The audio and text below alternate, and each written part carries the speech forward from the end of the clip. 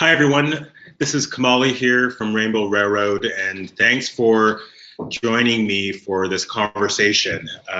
This quick webinar is meant to provide you an update with current situations affecting Rainbow Railroad, and specifically some concerns you might be having on the situation unfolding in Chechnya. Before we do that, I just wanted to take a step back and thank you for your continued support. You're listening to this webinar now because you're invested in our work. Your support as a donor has literally allowed us to help over 200 people in 2018. And that comes out of over 1,300 requests from over 20 different countries. And so the need is unfortunately as great as it's ever been, and we're receiving more requests than ever before. But thanks to your support, we're also able to help more people than ever before. So first and foremost, I just want to say thank you. Thank you for allowing us to continue to do the work we do to help individuals facing persecution find a pathway to safety. One of the remarkable things about where we are now as an organization is that we are not only able to help the individuals that come to us with heartbreaking individual stories of persecution, but we are now more equipped to look at more crisis situations. And unfortunately, there's just an alarming amount of crackdowns happening where there are state-sponsored campaigns targeting the LGBTQI community. And specifically, we see that happening right now in Chechnya. For those of you who are familiar with our work in Chechnya, I just want to take a step back and let you know how we've gotten to this place and give you an update on what I've been able to learn talking with our allies on the ground. First, we started intervening in Chechnya just under 2 years ago in April 2017 when we first heard reports of individuals being detained in Chechnya. Hundreds of individuals being detained, mostly gay and bisexual men, through a state-sponsored campaign designed to entrap, humiliate, and torture members of the LGBTQI community. We learned that individuals were being detained for a short amount of time, usually up to 2 weeks, taken from either their homes or place of work, or even more disturbing, taken by means of entrapment, where the use of apps were designed as a tool to lure people into safe meeting spots only to be confronted by an armed militia of individuals who would abduct and take individuals to cells where they'd be confronted with other members of the LGBTQI community, tortured with the sole purpose of providing names of other individuals targeted, and then ultimately at the end of their detention period being confronted by their family members, outed, and then family members asked to do whatever is necessary to remove the stain from their communities, ultimately conducting in what's widely known as honor killings. So that torture program is what led to the need for individuals to flee the country. And when we learned that individuals managed to flee into neighboring Russia due to the extraordinary work of the Russian LGBT network, we then knew we had a pathway to help individuals find safety to various countries. We worked with the Russian LGBT network to fund the safe houses that allowed temporary safe haven for individuals who had to flee with very little on their person in a moment's notice. And we also had to protect individuals that were imminent targets of persecution.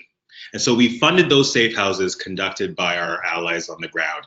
And then we started to look at mechanisms to help those individuals leave Russia. Because it's important to remember at the time that Russia was not necessarily a safe environment for those individuals fleeing. Family members were chasing individuals into the country. Russian authorities were compromising the safe houses at the time. And so we need to look at various options for relocation.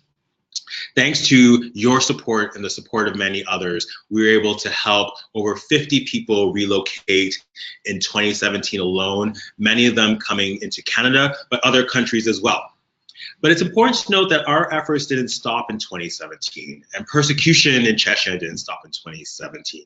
over the course of 2018, we still worked with the Russian LGBT network to help individuals that still had to flee because of imminent danger of persecution. And we helped relocate people in other countries around the world during that period as well. Outside of what happened in outside of what happened though in relation to the state-sponsored campaign, a lot of efforts in 2018 were designed to try to open an investigation and try to have some accountability as to what happened there. And so many civil society organizations working in solidarity with Rainbow Railroad and the Russian LGBT network started to call for an investigation as to what happened there.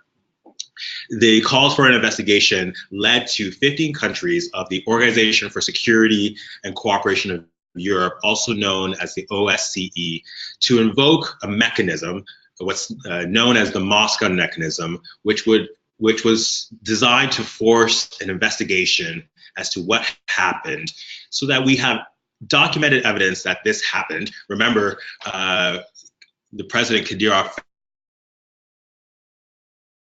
in Chechnya.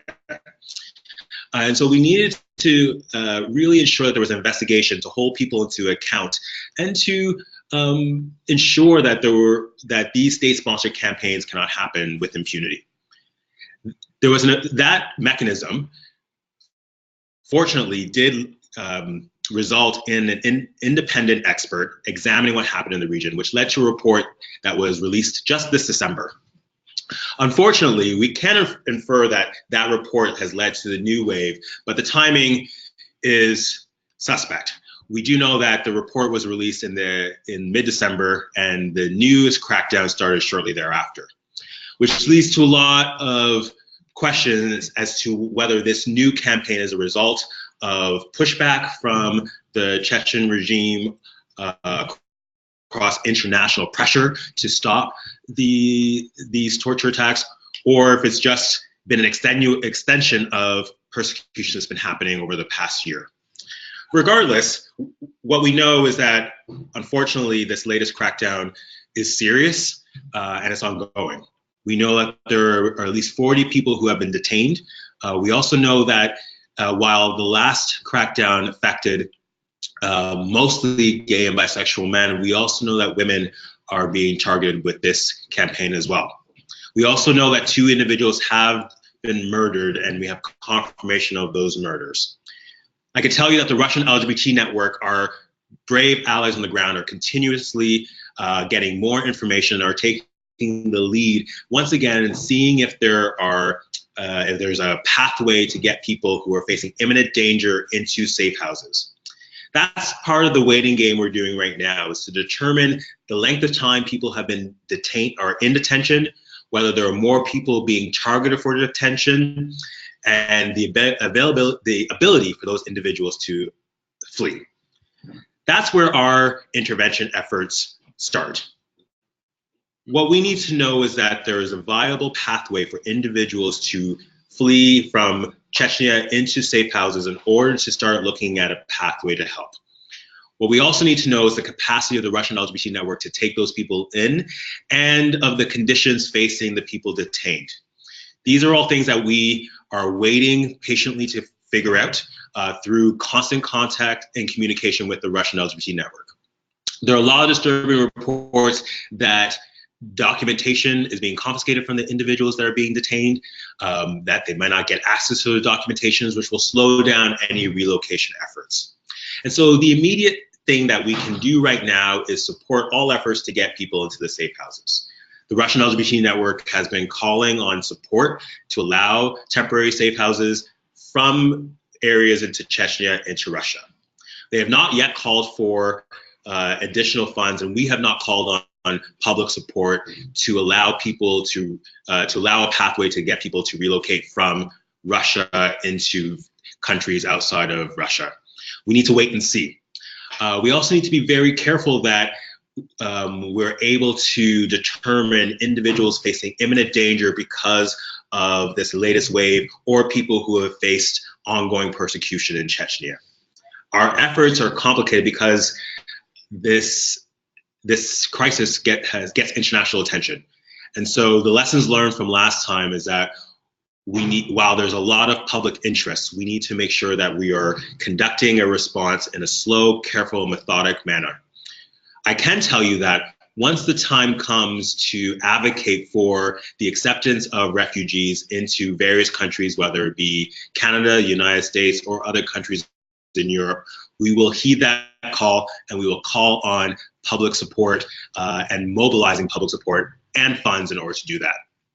But for now, I really just want to let you know that indeed there is a new wave happening of state-sponsored persecution into Chechnya. There have been at least 40 people targeted of this campaign so far, including a couple of deaths. We are monitoring the situation on a daily basis, working very closely with our allies at the Russian LGBT network, and that your support is allowing us to do this work. And finally, we will call on you and the broader international community if we need to put more public pressure and mobilize more resources in order to do a robust intervention and effort. I know there's probably some questions, and I think I'm going to open the floor for some more questions, but there's something really important that I also want to add to this. We've been monitoring this crisis in Chechnya, again, since the first crackdown in 2017. And we've been heartened by the intense interest whenever Chechnya is mentioned. I do also want to reiterate, though, that we have fielding now thousands of requests annually, and that this is not the only crackdown that's happened in the past 2 years. We've been monitoring crackdowns in Indonesia, in Egypt, and most recently in Tanzania. And so our ability now to monitor multiple crises depends on your support. And so we hope that we appreciate the interest and to support what's currently happening in Chechnya. I do want to call that you also stay attuned to these other crackdowns happening in other regions, because sometimes state-sponsored actors are reliant on the lack of international interest and engagement in order to continue with these campaigns. And so we will continue to be vigorous in highlighting when these crackdowns happen, no matter where they occur. And we're hopeful that we get your support and interest when we mention these to you as well. With that, I will take questions coming up. And the first question is kind of related to what I just mentioned, why these crackdowns are seemingly happening at greater frequency. And, you know, I don't know the answer to that question. I know that there are a lot of individuals kind of, and allies of ours kind of examining that question. I think I will say a couple of things, that there is a trend, a growing trend of state-sponsored campaigns targeted the LGBTQI community. I mentioned Tanzania. What was alarming about Tanzania was just how many people were impacted by a politician's desire to list the names of individuals who were members of the LGBT community for the sole purpose of gaining political favor. We knew that the result of this campaign was to drive human rights defenders deeply underground. I think one thing that we know is happening is that there needs to be more international pressure when these crackdowns occur, because there is a growing sense that these things are happening with impunity, that when these crackdowns occur, there's a short kind of outcry, usually fed by media and international interests, but there's limited responses from a diplomatic front. And so I think we need to do more to sound the alarm when these crises are occurring, and to put more pressure on our governments to force an investigation whenever they occur. That's the only way we can see a slowdown in these efforts. And it is also happening in the wake of real progress and on LGBTQI rights. And so, you know, while I do believe that we are working or headed in the right direction as far as international rights, with many movements of equality, we always see some degree of pushback, and I think that's what's happening right now. Another question we had is, how much is a relationship with Putin impacting this crackdown? I don't know the answer to that question. What I do know is that the last crackdown, international pressure on Russia and the Putin government, I think, did make an impact in slowing down the crisis and stopping the crisis unfolding in Chechnya. And so I do think there's a role for the international community to play to sound the alarm of what's happening at Rainbow Railroad. If you go to our Facebook feed, we are posting as much information as it comes as to the situation on the ground. And allies such as Human Rights Watch or the Human Rights Watch, Human Rights Campaign, the Russian LGBT Network are all advancing advocacy campaigns to sound the alarm. All Out is another example. And we encourage you to follow those organizations and to sign those petitions in order to put international pressure in order to stop the investigation, or in order to stop the crackdown. Another question is, how do we push governments to help evacuate more people? That's a great question. And again, as I mentioned earlier, we're not there yet. And I'm not saying that we might not get there yet quickly. What I can tell you now is that we are quietly engaging with multiple governments to give them an update as to what's happening, to let them know that we are monitoring the situation, and to let them know in advance that we might need to call on governments to once again take in Chechen refugees if the moment arises where we have been able to identify individuals that managed to escape. The last time the crackdown happened, we did a public announcement putting pressure on multiple governments, including the Canadian government, to take in refugees. And so once we determine that there's a necessity for a public campaign, we will let you know, and then of course provide actions to encourage individuals to reach out to their governments and to also heed the call to accept more refugees. Another good question is how Rainbow Railroad funds safe houses. So any donation we receive, or donations from yourselves and others, go towards multiple stages. Whenever we get a request for help, we're focused on, of course, documenting and understanding that person's story of persecution, and then we temporarily provide resources to ensure they're safe. Safe houses is a big tool in ensuring temporary safety while people are awaiting the evacuation.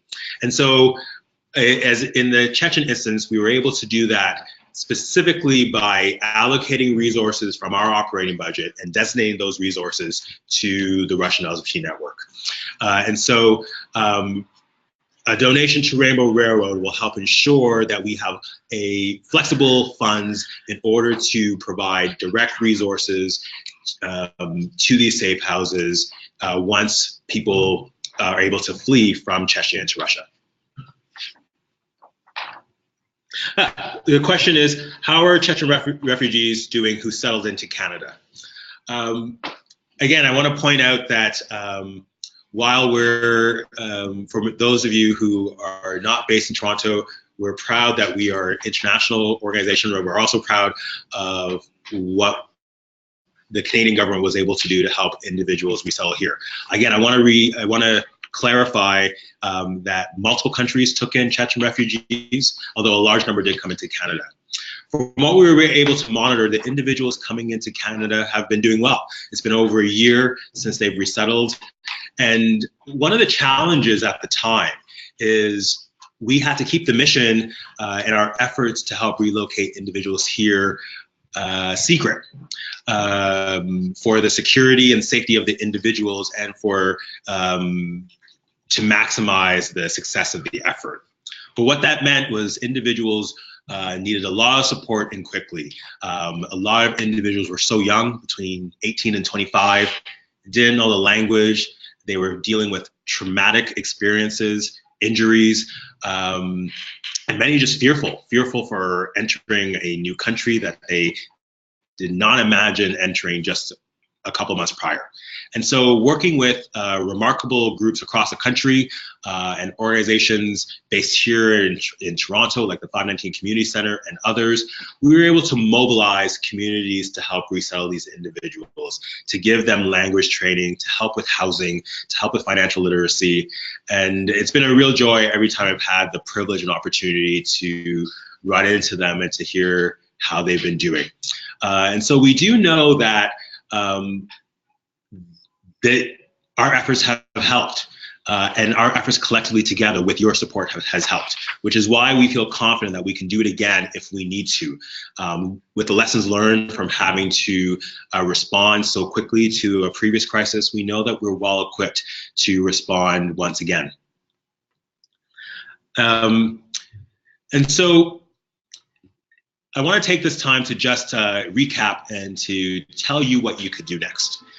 In the coming weeks, days and weeks, we will provide much more information as it occurs, letting you know directly if we've received an influx of requests for help, if we have evidence that individuals have managed to get into safe houses or evacuate from Chechnya, but to also understand the conditions of detention. That's the first step. Once we're able to do that, we will mobilize our supporters like yourselves and the international community to help raise the funds necessary to do an evacuation effort. In the meantime, what we want you to do is to continue to sound the alarm on what's happening in Chechnya. What we have heard is that while you've probably heard of what's happening in Chechnya, many still have not. And the Russian LGBT network is telling us directly that we need to do more to step up the pressure. And so we'll be doing a Facebook Live tonight on this issue, doing a broader, less detailed briefing for the wider community, but continue to circulate what's happening. You're going to get a confidential memo following this email that tells a little bit more about the context of what's happening in Chechnya and give you more step-by-step details about what's happening now. Take a read and be ready to support when the time comes. And in the meantime, just continue to be supporters of our work. We can't do this work without you. And so I'm indebted for your support. I really want to thank you for taking the time to listen to this briefing.